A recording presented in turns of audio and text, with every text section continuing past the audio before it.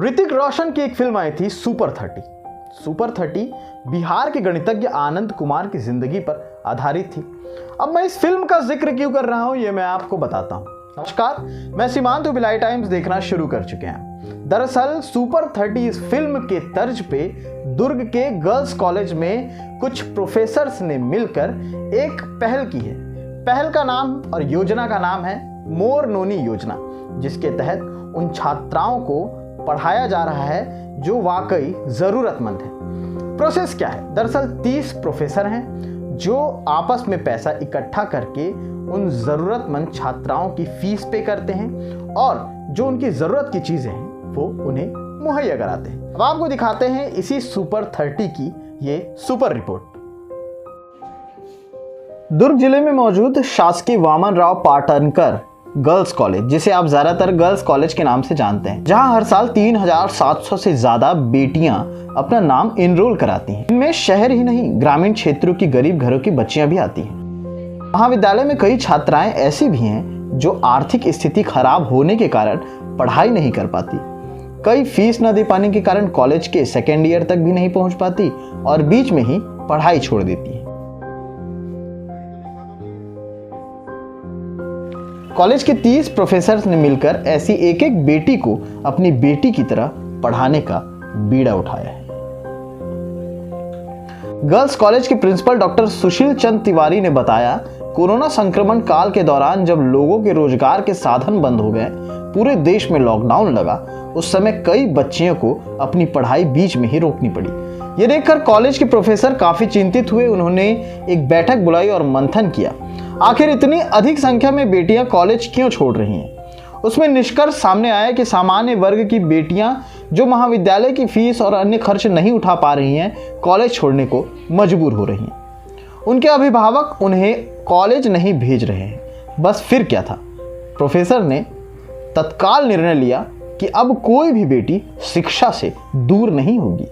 उन्हें शिक्षित करने के लिए प्रोफेसर खुद एक योजना चलाएंगे। आर्थिक कारणों से पढ़ाई छोड़ने वाली बच्चियां अधिकतर सामान्य वर्ग की होती हैं।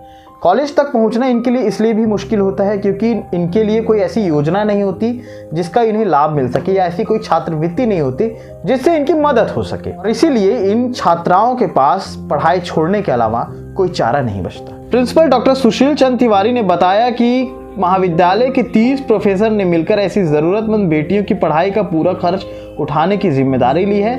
सभी ने मिलकर महाविद्यालय स्तर पर एक योजना चलाई जिसका नाम रखा मोर नोनी योजना। मोर नोनी का मतलब मेरी बेटी।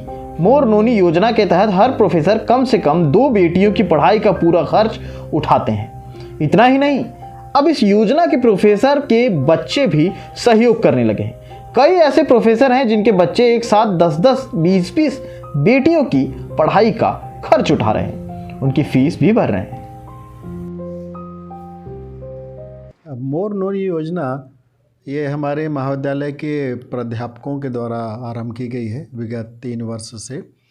इसके अंतर्गत हम उन छात्रों की मदद करते हैं आर्थिक रूप से जो प्रवेश शुल्क नहीं जमा कर सकते हैं, जो एग्जामिनेशन फीस नहीं जमा कर सकते हैं। इन छात्राओं की फ़ीस हमारे प्रत्येक प्राध्यापक, 30 प्राध्यापक हैं हमारे यहाँ, सहायक प्राध्यापक, ये 2 बच्चियों की फ़ीस और उनकी किताबों की व्यवस्था, उनकी परीक्षा की फ़ीस की व्यवस्था करते हैं। तो इस योजना को हम लोगों ने मोर नोनी योजना ही नाम रखा है और इसके अंतर्गत अभी करीब 600 बच्चियाँ लाभान्वित हो चुकी हैं। इसके साथ हमारे जो भूतपूर्व विद्यार्थी हैं वो भी छोटी बहन छात्रवृत्ति योजना चलाते हैं। हमारे एक समाज सेवी संस्था है अग्रसेन वेलफेयर ट्रस्ट, उनके द्वारा भी हमारे बच्चियों को प्रवेश शुल्क और परीक्षा शुल्क दी जाती है। कुछ पेरेंट्स हैं, कुछ जर्नलिस्ट हैं, वो भी हमें मदद करते हैं, हमारे बच्चियों को उनकी शुल्क पटाते हैं 2 बच्चों के।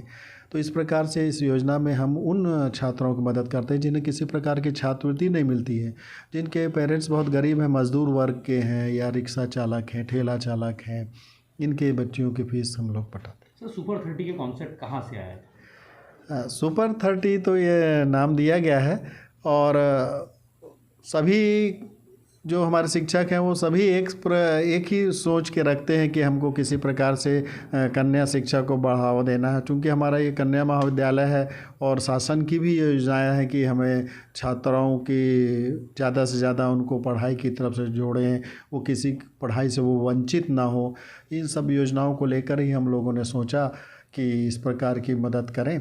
और साथ ही साथ इनको नौकरी के लिए भी बहुत सारे कोचिंग के लिए भी उनको मदद करें, उनकी आगे चलकर उनका करियर भी बहुत अच्छा बने। इसके लिए बहुत सारी योजनाएं हम लोग बैठ कर चलाते रहते हैं, स्किल डेवलपमेंट के कार्यक्रम चलाते रहते हैं।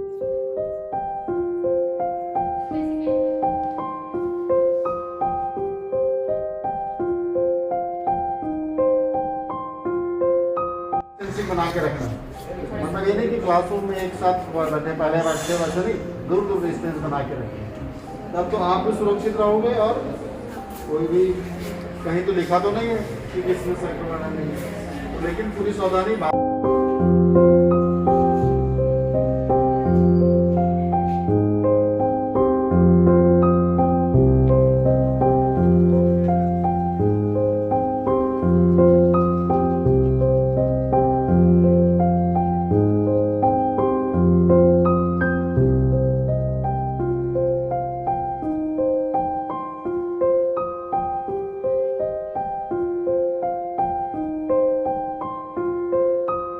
तो फिलहाल के लिए इतना ही। फिर से लौटेंगे अन्य खबरों के साथ, अन्य ज़मीनी हकीकतों के साथ। तब तक के लिए देखते रहिए भिलाई टाइम्स और इस चैनल को सब्सक्राइब करना ना भूलें। शुक्रिया।